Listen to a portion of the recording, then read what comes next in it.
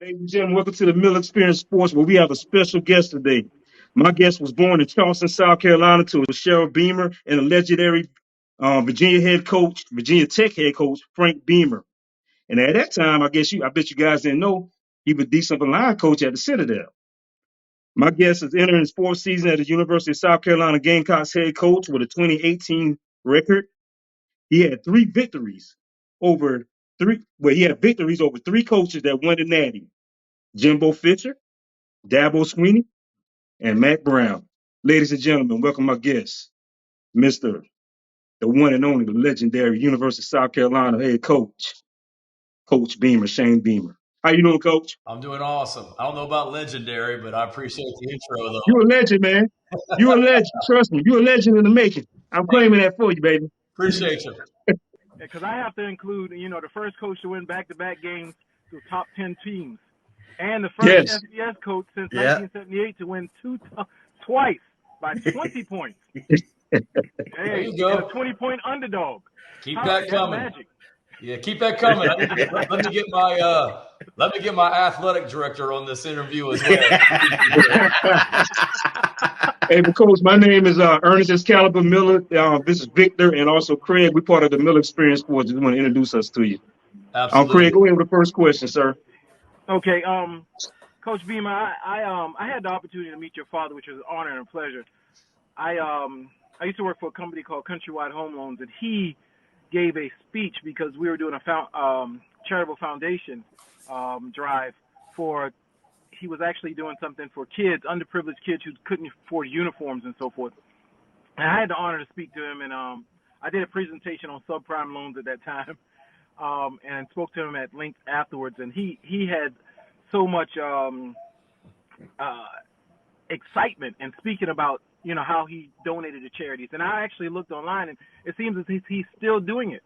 And a lot to military families, children hospitals, and so forth, a plethora of other things. And so I wanted to ask you. I understand that you have the Beamer Foundation, if I'm not mistaken. What do you strive for in that Beamer Foundation, as well as how can someone look up that charitable foundation and donate? Yeah, I appreciate it. Now, that's one thing I learned from my dad is just give back and understanding the platform that you have as a college football coach and whatnot. So saw how he treated people and wanted to give back to his community, and my wife and I trying to do the same. We started the Beamer Family Foundation when I got here. We work closely with the Children's Hospital here in Columbia. We work closely with some local elementary schools here in the Columbia area. So really it's centered around kids, but being able to just help continue to make this community better and this region that we live in better as well. So it's been a good experience for us and something that we're obviously in the infancy stages of trying to build, but continuing to try and make it better and better as we continue to give back to this area as well. And as far as that, that's a good question. I believe we have a website. I feel like an idiot not saying knowing for sure, but we do a lot of things and try and be very visible here in the community. Awesome, Go ahead. awesome. All right, so it's getting closer to the football season. I know y'all just finished spring ball. Is that correct? We did finished up spring ball at the end of April. All right, so tell me, are there any players that really stood out to you, whether it be their play on the field or their improvement from last year to this year? Yeah, I'm excited about really the group. We've got a lot of new faces. We're like pretty much every team in college football with, the way the roster overhauls each year with new players coming in. So we've got a lot of new faces, a lot of, older guys on defense that are returning and pleased with a lot of them. Hard to single out just one or two, but I'd say the biggest thing is just the older guys that are returning. Really pleased with them and the springs they had as far as no complacency and just trying to continue to get better. And then with the new players we came in, whether it be freshmen that graduated high school early or transfers that transferred in January, they've all been not surprises, but they've all been what we thought they would be, if not even better. So I'm really looking forward to continuing to try and build this group and have this team come together and be the best team we can be in 2024. As someone who's who's just, who watches college football but really doesn't understand the ins and out, how does your scholarships distribution work between your transfer portal and your incoming freshmen? Are they all competing for the same scholarships, or are you allowed to distribute how many to what area? Or No, they all are competing. I mean, we have 85 scholarships that we're able to give out. We're no different than any other school at this level. So 85 scholarships, and then I, as the head coach, along with the coaching staff, we have to determine where those scholarships go. We don't get to break them up like other sports where we don't give this guy books and this guy tuition or whatnot. It's a full scholarship, and we have 85 of them. So we got to, as the head coach, I have to manage those numbers, and you always have to kind of see who may be leaving your program, whether it be for the NFL or graduation, and how you're going to replace them. Do you need to replace them with someone from the transfer portal because you're going to be young at that position the following season and you need to get some older guys in there and experience? Or can you replace them with a great high school player and get them in here and get them ready to go early? So that's a numbers issue that we constantly work on and try and stay a year ahead. So has the transfer portal being relatively, has it made it more of a challenge or less, or is it just about the same? Or that's a great question. I'd say it's been a little bit more of a challenge in that because guys can transfer freely, it's harder to project what your roster is going to look like year to year. And we want to make this a program that players don't want to leave and want to be a part of. But you also know that just with the way it is in college athletics right now, each year you're probably going to lose some guys that go places because they want to go somewhere and play a little bit more. We had 2 players that left our team after spring practice, not because they were unhappy, but just because they wanted to go somewhere and have a chance to be a starter. And they weren't going to start for us as it stands right now going into this season. So I understand that and wish them well. But used to, you could look at your roster and know that this is what it's going to look like next season. These guys are going to graduate. These 1 or 2 guys may leave early for the NFL, but here's who we know who's coming back.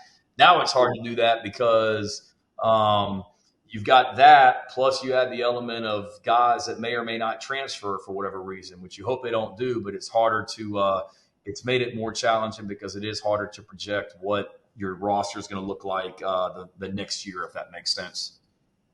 And one more question for me, very important. How many points are you going to beat Clemson by this year? They're trying to put me on the spot. That's a great rivalry. Hopefully we have one more point than they do. And I'd be happy with that. We went up there 2 years ago and we had one more point than they did and won 31-30. There you go. I wasn't upset that it was only 1 point. So we got one. One's all you need. Hey, Coach. So I'm a Florida boy, right? Yep. So I was raised in South Carolina, but I also grew up in Jacksonville, Florida.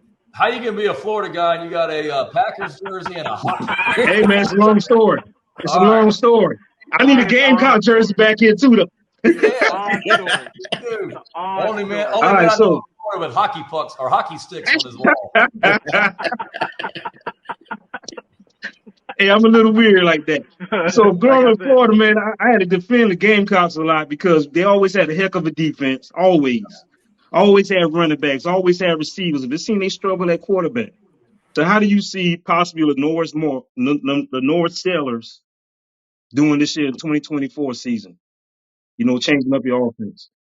We've, obviously we got to replace a great quarterback and Spencer Rattler and what he did for us the last 2 years. And I like that quarterback room. Obviously, LaNorris is the young guy in the room. We brought in a transfer from Auburn and Robbie Ashford. We returned Luke Doty. Dante Reno's a freshman. Davis Bevel transferred in. So there's a good competition in that room. And coming out of spring practice, Robbie and LaNorris came out of spring practice as our top 2 guys, and those guys, along with the rest of them, will continue to battle it out. But, LaNorris, he played in 3 games for us last season, played well in those 3 games and brought an element to the offense that, we didn't have. Just he's a big kid, big young guy that can run.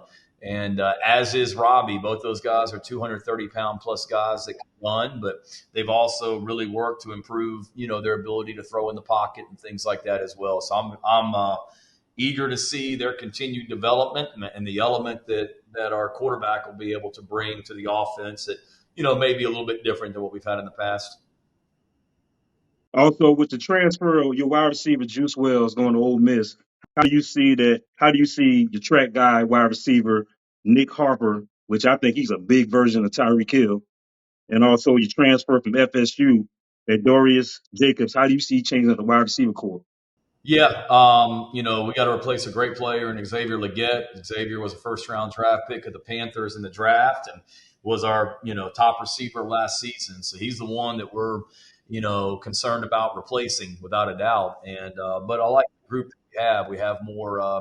We have more depth in that wide receiver room than we had last year. We brought in, most recently two transfers after spring practice. We brought in three transfers after the season to go along with some good young players that we have that we recruited here to Carolina as well. So that wide receiver room is very young, unproven in a lot of ways in regards to playing at South Carolina, but we've brought in some guys that have been very productive at other schools before they got here. So Nicholas Harbor is certainly one of them. He's tied up in track right now. He's got a chance to do some amazing things on the track this spring and then this summer as well. So we'll get him coached up once he gets back here with football full time. But in the meantime, really looking forward to continuing to work with and develop the other receivers that we have. Xavier was our go-to guy last season. And this year, we have more depth in that room, and those guys are all competing to figure out who's going to be in that rotation of the top, 4, 5, 6 guys. Also, during the spring, you had Dylan Stewart, defensive end, Brian Thomas Jr., another defensive end, and Bakari Swain, cornerback, ball out this spring. And I'm looking at a top defense in the SEC. We're striving to. We've got if one thing about our team this year is we have a lot more depth than what we had last season, and we had injuries last season on the offensive line, but then we had a lack of depth at some other positions where, frankly, up front on defense, our guys just played way too many plays, and with the injuries that we had on the offensive line, we had to throw some guys in there early and battled the injury bug all year. So if you look at our team, every single position we have more depth. Whereas last year at defensive tackle, we were essentially a 3-man rotation at defensive tackle. This year, we're probably going to be a 6-man rotation. At defensive end last year, we were about a 4-man rotation. We got 7 guys at the defensive end position that we feel good about, linebacker, defensive back, and all those guys you just named, I think are going to be fantastic players here for us. And they all flashed in the spring and have us really, really excited about their ability to do some things at Carolina. And when you got depth and athleticism and size, you got a chance. And I feel like we have that up on defense for sure. Okay, I have a question. Pressure from success of other Carolina coaches, where you have the baseball, men's basketball. I see you smiling. Do you feel any pressure? I wouldn't say pressure, but, I was at Don Staley's national championship game when they won in women's basketball, and as soon as the clock hit 0, the people that I'm with are like, all right, now it's your turn to win one of these. So I love that. I say it all the time in recruiting. It's not pressure. To me, it shows what can be done here at South Carolina. And, we've won national championships in baseball. We've won them, obviously, in women's basketball. Men's basketball just won 27 games and this past season and had a great year. So this women's team wasn't what it was when Dawn got here, or when Dawn got here, it wasn't what it is right now. She's built it and elevated it to the best program in the country. And she's shown that we have the resources here at Carolina to win championships. So I look at it as not pressure, but just an amazing resource for me to be able to pick her brain or Lamont Paris or all the other great coaches that we have here at Carolina, but then also being able to show other when we're recruiting young men, being able to show them here's what's possible at South Carolina. We have high expectations and we expect to compete for championships, and that's no different in football. Yeah, in my opinion, the football program isn't what it used to be. Since you've arrived, things have been going well. I think that recruiting is top notch because all you ever hear is you're recruiting, paralysis in the state of South Carolina. No one wants to leave. Mm-hmm. I hear some high school players talk about it as well, how they aspire to play for University of South Carolina. That wasn't done in the past. They always talked about outside of the state. So I would say, great job, Coach, and please keep up the good work. Great job. Yeah, no, I appreciate it. Well, that's where it starts. When I was here in 2007, 8, 9, and 10, and in 2010 we played for the SEC championship. In 2011, 12, and 13, I believe it was 3 straight seasons of top 10 finishes. So South Carolina football was rolling pretty good, and they were doing it with players primarily from the state of South Carolina. And then when I got here, the program had slipped a little bit for whatever reason, and now we're trying to get it back to where it was, but then blow the ceiling off that and take it to a level that it hasn't been before. But in order to do that, you've got to do a great job recruiting your own state. And we have in the last 2-3 years especially, we've gotten the top players in South Carolina that stay here and come play for the University of South Carolina. And that's the goal every year, to keep the best players here at home, and then being able to add around them with great players from across this region also. Hey, Coach, so I work for South Carolina Highway Patrol. And whenever I work, you get your games, and I see the atmosphere. You would think you guys are the number one team in the country. I mean, the Gamecock fans is awesome, man. I get hype. I want to throw in some pads, man. I like, Coach, put me on special teams, Let me run pick off. I get hype. What do you want to tell your fans? I mean, the Gamecock fans, that's amazing. What to look forward in the 2024 season? Yeah.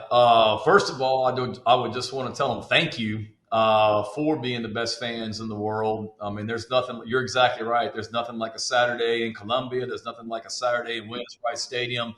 It doesn't matter who you're playing. That place is going to be rocking, and you know that. And I don't take that for granted, and I know our players don't. So I would tell them thank you. And then I would just tell them that I, can't wait to be back in Williams-Brice Stadium with them on August 31st when we kick this thing off. We got a lot of great players and great people that are working really, really hard to be better than we've ever been here as well. And I take a lot of pride in the way that our players perform on and off the field. And we got some great young men that I'm excited for our fans to get a chance to come watch. They were out there. They saw a lot of them in our spring game a couple weeks ago and got a preview of it. And I know from going out and speaking to people in the community and booster clubs and things like that, like I'm doing this time of year, there's a lot of excitement about the players we have on this team, the young talent we have on this team, and a lot of excitement about 2024 in general. Awesome. Well, Coach, we thank you for coming on today. I know you got a busy schedule. We thank you for taking your time to come talk with us. You guys, hope you take care, be healthy this year. Good luck in the 2024 season, and hopefully be able to talk again in the summer and fall. Yep, would love to. Appreciate you having me on, fellas. Y'all keep up the great work. Thank you. Yes, sir. Thank you. You too. All right, fellas. Thank y'all. All right.